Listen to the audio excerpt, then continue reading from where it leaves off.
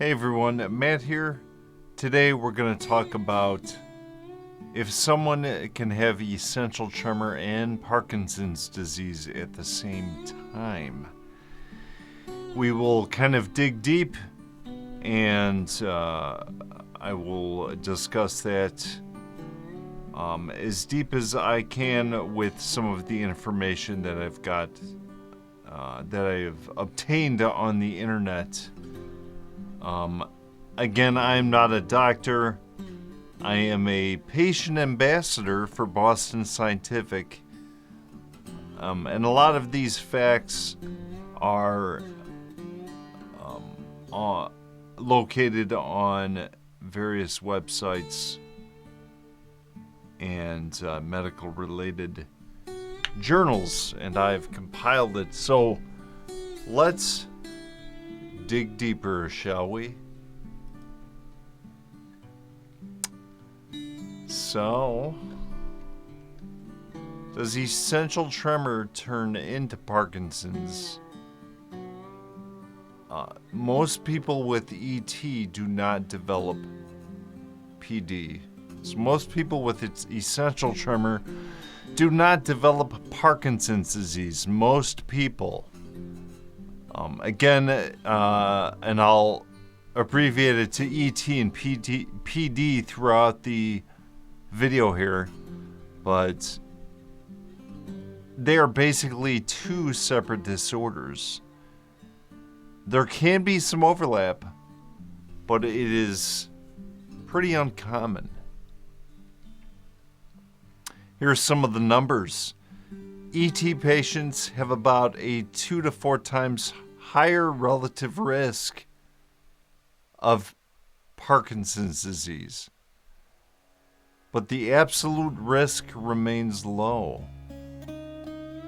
So in other words, an estimated 3 to 6% of ET patients later develop Parkinson's disease. So if you have essential tremor, there's 90% or above chance that you will not get Parkinson's disease. Not unheard of, but definitely rare. So I had this question when I saw my original neurologist at Northwestern Medicine, and she assured me that typically people with essential tremor do not get Parkinson's disease. The key differences, again, if you remember my video that I made basically showcasing the differences between essential tremor and Parkinson's disease, I talked about that. We can kind of shorthand that right now. Essential tremor is basically an action tremor when moving or holding a posture, usually with both hands, and the tremor is the main symptom. If you have essential tremor, you have a tremor, you shake. I mean, that's the main symptom. There could be other symptoms surrounding that, but the main symptom is the tremor. Parkinson's disease, you have a resting tremor. So if you're just sitting there at rest, you will start shaking. And I didn't know this, it often starts on one side. And it also causes slowness, stiffness, and balance issues. Now I'm going to turn my stimulation off for a second. Again, to help you, the audience, understand the difference. So I've just turned my stimulator for my DBS off. Whoops. I just turned it back on by accident. Okay. So I'm trying to hold this posture. I'm trying to flex my muscles. If I relax them, so I'm completely relaxed right now. There's no tremor. But once I try to do something like I'm trying to touch my nose now, I can kind of do that. that's when the tremor starts. So it could be postural. I know if I have my head at a certain posture, my neck shakes. There it is a little bit, like right at a certain posture. Like I've putting context in would be out of the question at this point. Well, now it'd be in question because I have deep brain stimulation, but let me turn this back on. If I had Parkinson's, if I was resting, I would start shaking. And I believe my neurologist taught it's like a pill rolling gesture too. Like you kind of like shake like that. Again, I'm trying to imitate it, but so those are the key differences in essential tremor and Parkinson's. So what causes them? Well, ET, they don't actually know what causes ET, but it is definitely has nothing to do with losing dopamine, and it is often familial. My dad has it. I know, I think my brother and my sister have it like very mildly. And it definitely affects the motor control circuits, as you noticed. PD is caused by a loss of dopamine producing neurons. So the neurons producing dopamine are slowly degrading. And it is a progressive neurodegenerative disorder. Try saying that 8 times as fast. Progressive neurodegenerative disorder. So those are the main differences. I think there are some theories as to what causes Parkinson's disease. Maybe in the comments. Maybe you know some of those. But I have not dug deep into that. All right, family history and genetics.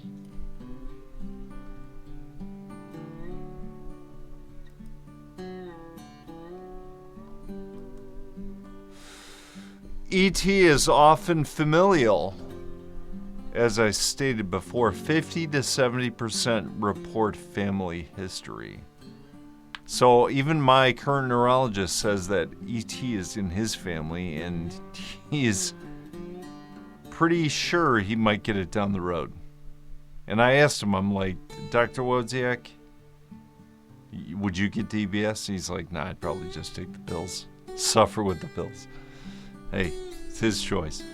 PD can be genetic, but most cases are not directly inherited.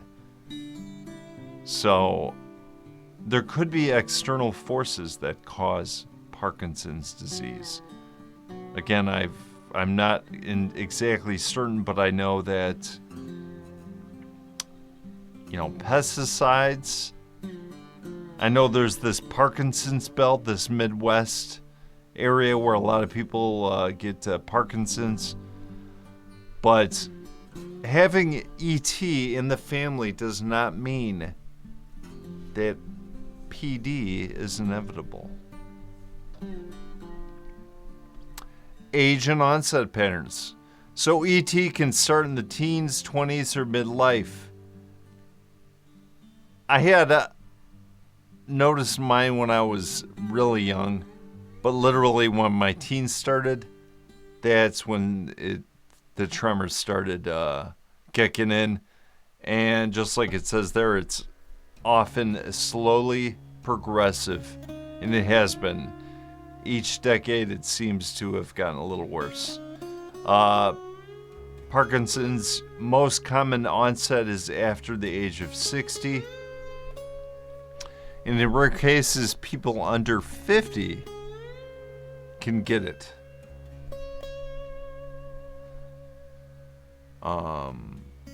There you go. Moving on. Is ET pre-Parkinson's? In most cases, no. So a small subgroup may have overlapping vulnerability. But again, I mean, those are your percentages. Like, if you have ET, the odds are you're not going to get Parkinson's. And it's not considered a guaranteed progression, regardless. All right, ET progression facts. As I've stated before, ET may worsen slowly over the decades. Tremor severity does not mean a PD is developing. And I know a lot of people may see someone with essential tremor and assume it's Parkinson's. I have friends that, you know, are like, dude, you got Parkinson's? Like, no, I don't. And ET can remain tremor only lifelong. So, I don't think there's ever been a case where it's reversed. You know, I mean, the DBS kind of reverses it, but not really. It's managing it. It's a therapy. Moving on. How do doctors tell them apart? Well, you definitely have to have a neurological exam. That's the primary tool. And usually neurologists can tell right away. I know my neurologist, he could just tell. I know my audience, a lot of you have essential tremor, and I'm sure you could tell in other people if they're a little shaky. So the response to alcohol often improves with essential tremor, but not with Parkinson's. So I do not drink alcohol anymore, but I remember back in the day, alcohol would really help.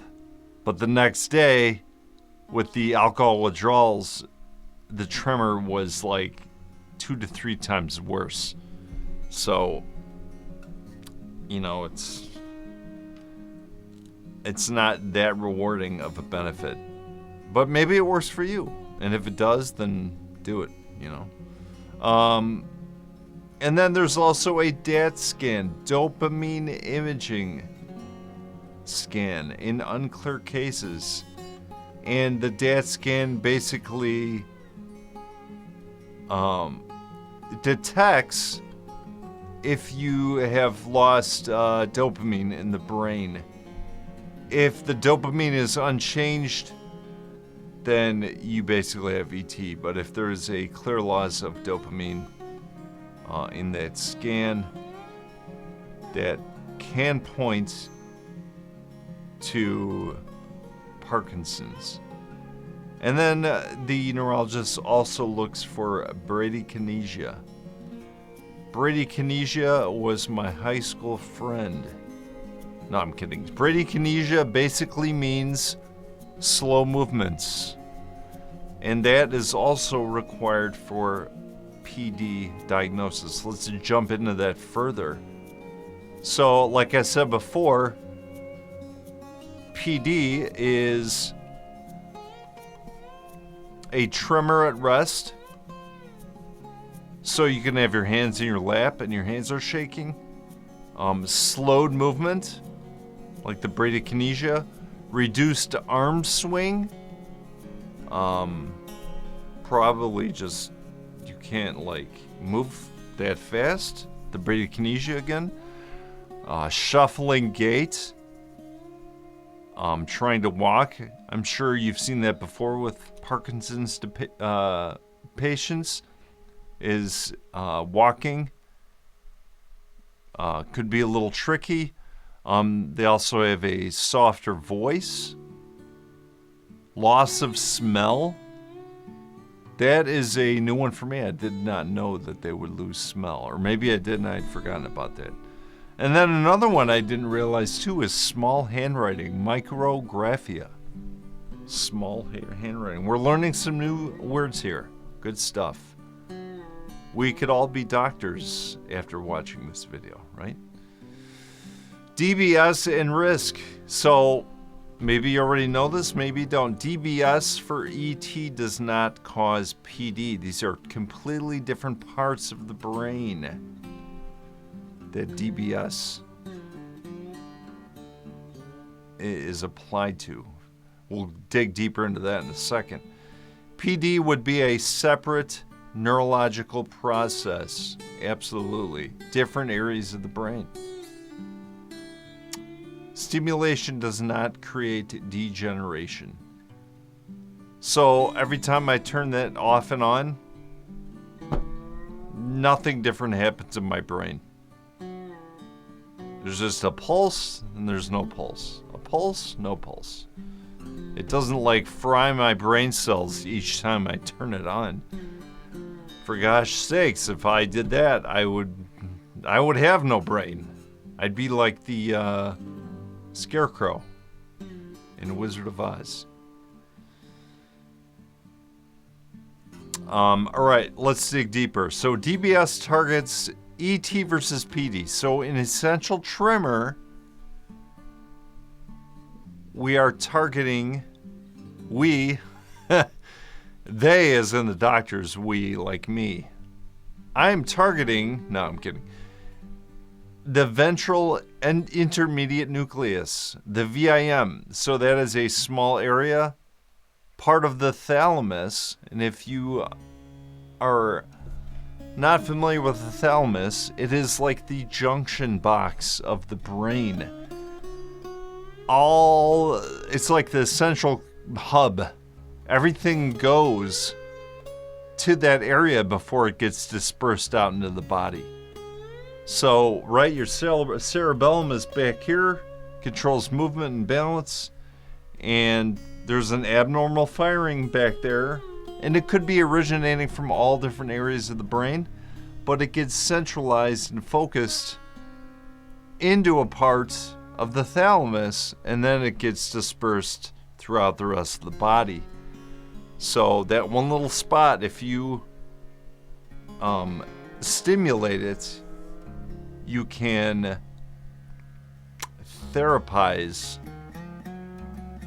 the abnormal neuronal firing that those tremor neurons are emitting.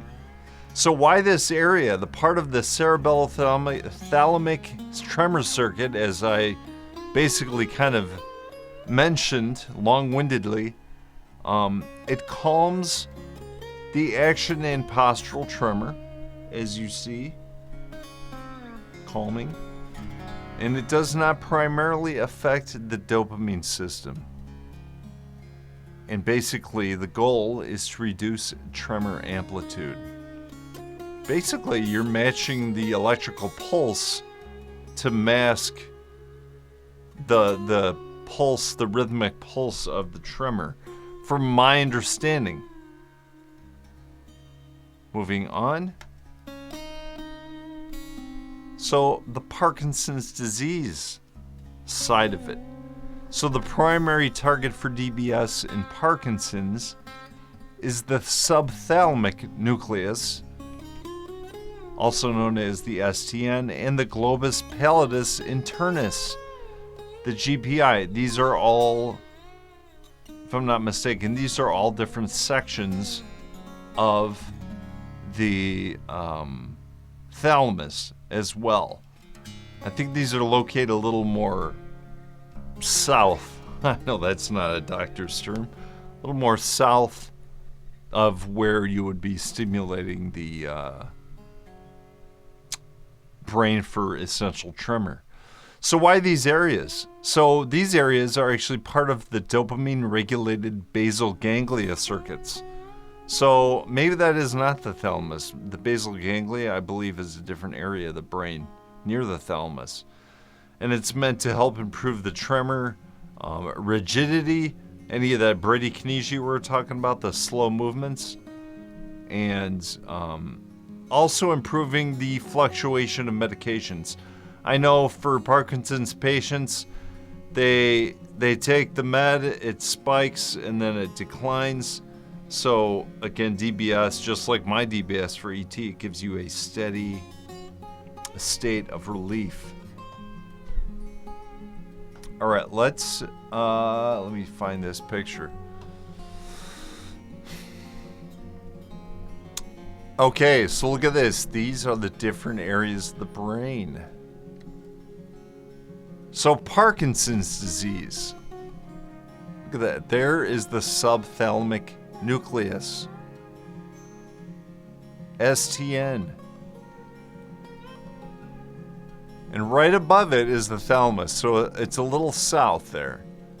And to the side of the thalamus is the GPI, the globus pallidus internus. And again, the Parkinson's can be either or, as it says here.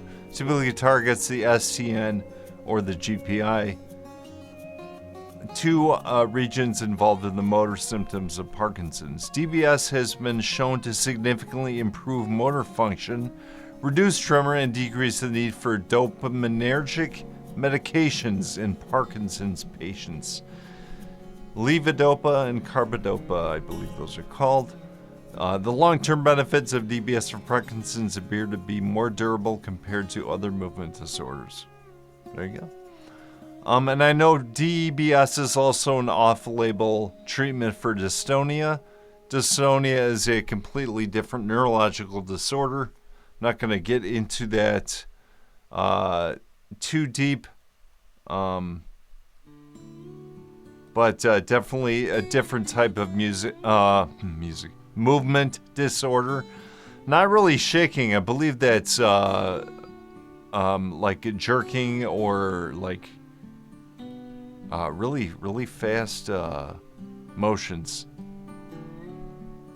And then we get to essential tremor. Again, there's the thalamus, the ventral intermediate nucleus part of the thalamus. You see there's different entry areas.